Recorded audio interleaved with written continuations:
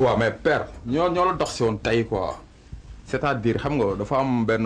podium bu ñu war a bàcc fii si koñ bi et puis ñu amoon ay invités yu war a jóge town waa ABC ak waa dencukaay Kang sax muy Thiès mais xam nga staff bi ñu nar a ñëw dafa nar a surnombre rek quoi dafa nar a bare nit après kaddu sax moom a jox brain comme quoi que xam nga yaa ngi si koñ bi comme jantal pa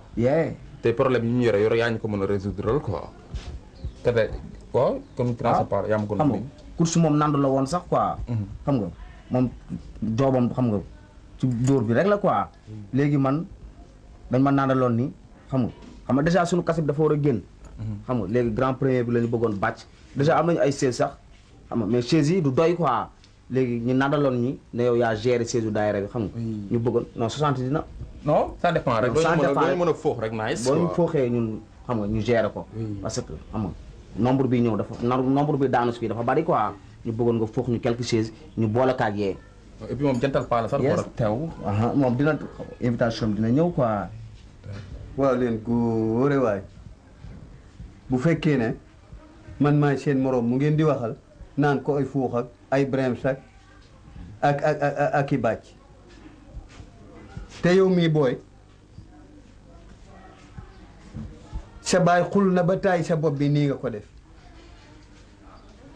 dégg nga nee na amoo benn bécc boo xëyee yaa ngi baram rek di ràbb rek ak a seetu dégg nga yow nag goos bett nga ma bu mitti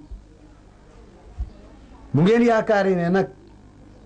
dama yëkkati si daayira bi di leen ko jox ngeen di ko yóbbu ci seen loolu ndax ngeen seen bopp yéen ak may dégg bu fekkoon ne da ngeen a am tuuru daayira wala ngeen def lu jëm ci yàlla ak yonent bi conférence wala leneen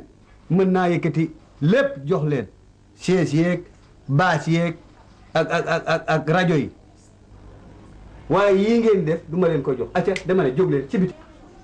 ku nekk lu lay yëkkati rek acca ci biti du ngeen fi wax dara ci biti soo jug mais nag